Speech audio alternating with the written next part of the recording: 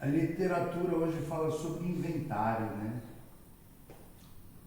Na verdade é o quarto passo. Saber quem realmente eu sou.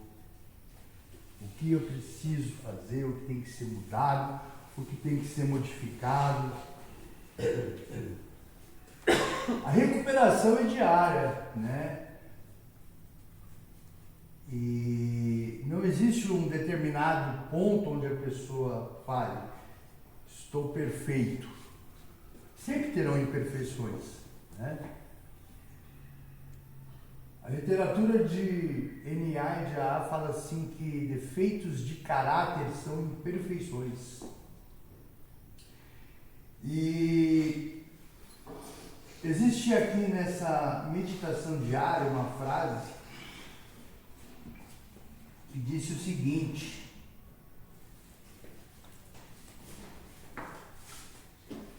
quando usávamos, o nosso comportamento era ditado pelas necessidades da adicção.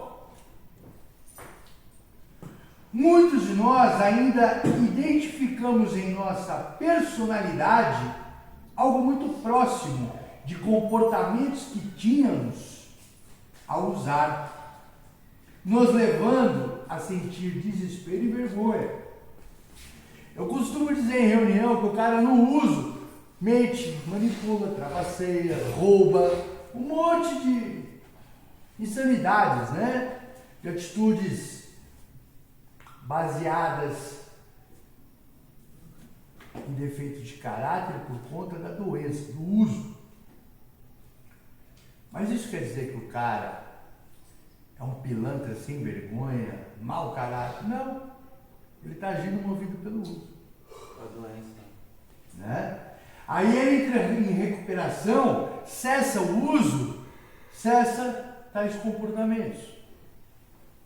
O que não pode acontecer é o cara continuar sendo aquele tipo de pessoa sem estar no uso. Perfeito vai ser? Não, ninguém é perfeito. Eu não sou, ninguém aqui é, e nem seremos.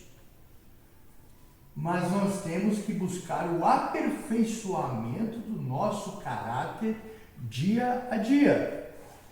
E quem que é capaz de trazer esse aperfeiçoamento do nosso caráter? É Deus. Tanto que fala, sexto e sétimo passo, né? Prontificamos-nos inteiramente a deixar que Deus remova. Por que deixar que Deus remova? Eu tenho que me desarmar. Porque é o perfil do dependente químico, do RBB, é estar armado. Eu tenho que me desarmar. Sair da autossuficiência, sair de fazer o papel de Deus. E tipo, eis-me aqui, Pai. Tô aí. Faz o que tu queres. Sexto passo, primeira coisa é eu me prontificar. E no sétimo, humildemente, pedíamos a Ele que removesse todos esses defeitos. Eu tenho que pedir para que Ele remova. Agora, estou tendo dificuldades hoje? Como é que está sendo o meu dia a dia? É o que falou a literatura. Inventário. Aí, se pegarmos o décimo passo, continuamos fazendo inventário pessoal e quando estávamos errados, nós o admitimos prontamente. Qual que está sendo a minha conduta? Chega de noite, eu faço um checklist do meu dia. Quais situações me geraram algum sentimento? Como eu reagi por conta desses sentimentos? Eu tenho buscado o aperfeiçoamento? Eu tenho sido desonesto?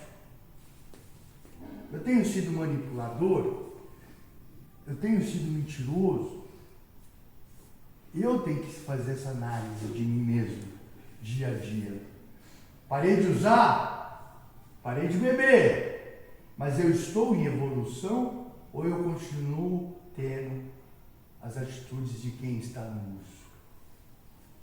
É isso que eu tenho que fazer.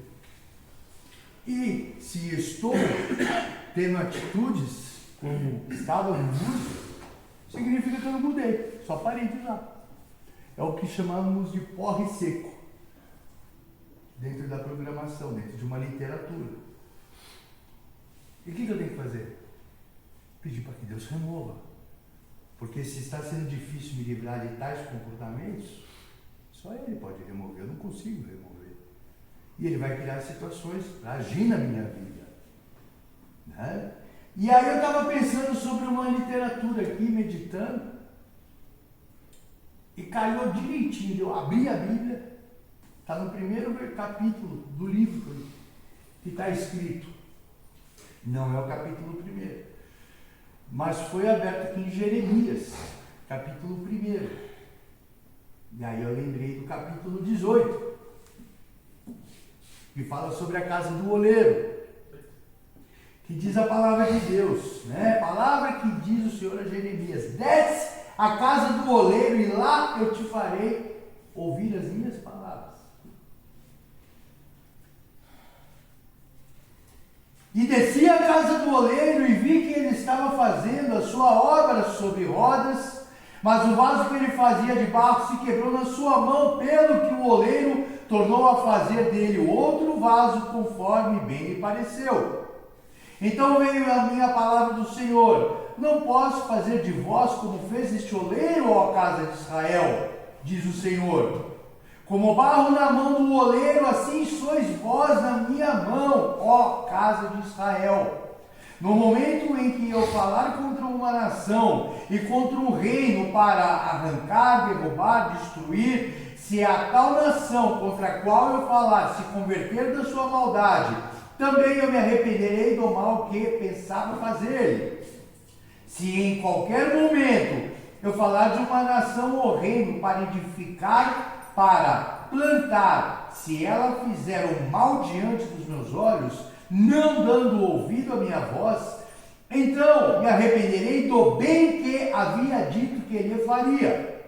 Ora, portanto, dize aos homens de Judá e aos moradores de Jerusalém, assim diz o Senhor: olhai, estou forjando mal contra vós e projeto um plano contra vós, pelo que convertemos cada um do seu mau caminho e emendai os vossos caminhos e as vossas ações. Deus manda o profeta, Deus manda a pessoa falar, manda o povo, como no caso aqui está dizendo, vai lá, avisa, fala. Na hora concorda, mas não quer fazer. Aí aquilo que Deus olhava com o olho brilhante assim, de amor, de repente ele olha com um olhar de fúria. Deus é amor? É amor. Mas leva uma com Deus para ver. Né? Deus não se faz escarnecer. E aí ele olha de novo para aquele povo, para aquela nação, para aquele país, para aquela cidade, aquele bairro, aquela família, ou aquela pessoa, e olha que não mudou nada. E ele, mais uma vez, ele entrou com misericórdia, trouxe livramento. Porque Deus não tem amor na morte do ímpio. Ele não tem. Ele quer os seus junto com ele em santidade. É por isso que ele tem a misericórdia. Misericórdia é o perdão sem merecimento. Lá no livro de Lamentações de Jeremias, que é esse mesmo cara que está falando aqui na Bíblia, é o próximo livro, ele é tido como profeta chorão, tanto que fala de lamentações, o cara que se lamentava muito. Está escrito que as misericórdias do Senhor são a causa de não sermos consumidos. Porque se for ver diante das atitudes, já era para termos sido ceifados faz muito tempo, lançado no lago de enxofre. Mas Deus é misericordioso. E Ele dá mais uma oportunidade. Ele dá mais um fôlego de vida, todos os dias para a gente. E aí Ele olha lá e se fala: meu Deus, continua no erro. Estou forjando mal contra vós. Está escrito aqui. Não sou eu falando. Aí, depois de misericórdia vem benignidade. Aí depois vem a longanimidade, que é o excesso, vai muito além de tudo isso. E como é que ele age? Vamos falar agora das imperfeições. Desce a casa do oleiro. O oleiro é aquele cara que estava fazendo barro, que faz o vaso. Você já deve ter visto alguma vez na tua vida uma figura, um filme, um desenho, seja lá o que for, daquele cara que senta numa bancada, coloca um pedaço de barro ali em cima e começa a pedalar um pedal e tem uma roda que gira. E ele vai dando formato, e aquele barro vai girando. Esse cara é o oleiro. Enfia a mão por dentro, vai fazendo barro. E aquilo ali vira um vaso.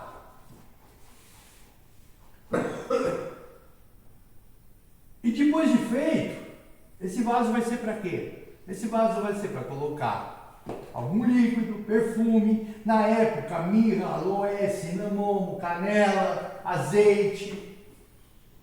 O vaso ele é feito para quê? Para acondicionar algo. Então ele tem que ser perfeito. Ele não pode ter fissura, não pode ter trinco. Ele não pode ter orifícios. Você coloca ali dentro, água ali dentro vai vazar. Coloca um azeite, vai minar. Tem que ser um vaso de honra. Agora, você pega o vaso, deixa ele queimar, deixa ele secar, queima no fogo, não queima. Aí vai lá e coloca alguma coisa dentro. Não deu certo. Aí o que tem que fazer? Desmanchar? Tem que desmanchar. Tem que tirar as imperfeições. Imagina um bolo de argila. O cara foi no barranco do rio e tirou um bolo de argila para fazer o vaso. Só que tinham imperfeições, tinham pedrisco, cisco, uns raminhos de galho velho que ele mal conseguia ver. Que na hora que foi feito o vaso, estava junto com o barro. E aquelas imperfeições que tinham ali naquele barro impediu dele ter uma secagem rígida e uniforme. E nem você pega, por exemplo, o que é rígido? É um vidro. É uma coisa única. Não tem orifícios. E o vaso tem que ser igual. E ali tinha sujeira, tinha cisco no meio, tinha pedrinha. E fez com que ele trincasse, rachasse, ou tivesse pequenos furinhos, orifício. E aí ele tem que pegar e tirar isso aí, tem que limpar essa argila, tem que limpar esse barro. E nós somos o barro na mão do oleiro, porque o oleiro é Deus. Agora você imagina o cara pegar esse barro, pegar esse vaso e ter que moer isso aí de novo para limpar. Pensa, visualiza a cena. Ele pegando um local, colocando aquele vaso ali e começando a marretar aquele vaso. Até moer. Moer. E nem fazer cerol, quando moía vidro, quem lembra disso aí? Sim. Moer. E ó, aí joga um pouco d'água e moe ainda mais. Para conseguir fazer algo mole, maleável e tirar dali as imperfeições, para depois novamente dar o formato e fazer o vaso.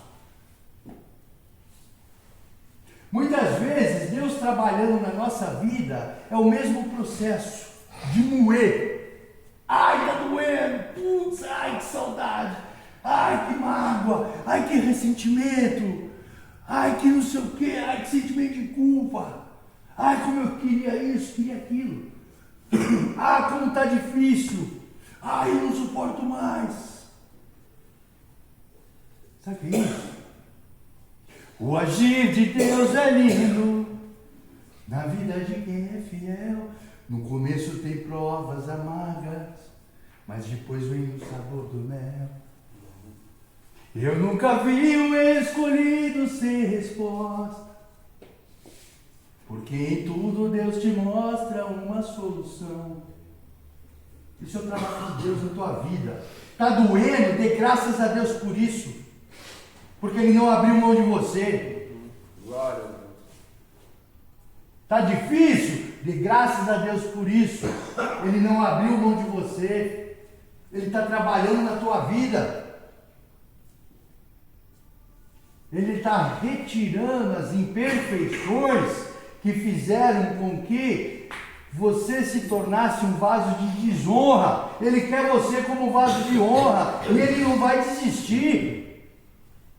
A palavra de Deus não volta vazia. O que Ele tem na tua vida, Ele vai cumprir.